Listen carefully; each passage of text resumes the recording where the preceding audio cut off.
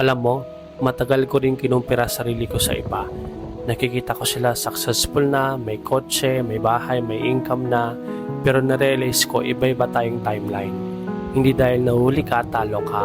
Hindi dahil mabagal ka, mali ka. Darating ka rin sa tamang oras para sa'yo. Kaya kung nasan ka man ngayon, tuloy mo lang. May sarili kang oras ng tagumpay. Stop comparing your chapter 1 sa chapter 20 ng iba. Hindi mo alam kung ilang beses silang sumuko bago sila nanalo. May sarili kang timeline, may sarili kang proseso, at may sarili kang success na paparating. Ang mahalaga, hindi ka huminto.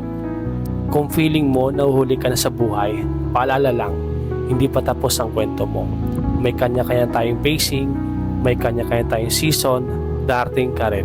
Trust the process, trust your timing. Dati iniisip ko bakit sila mabilis ng progress. Ako parang ang bagal.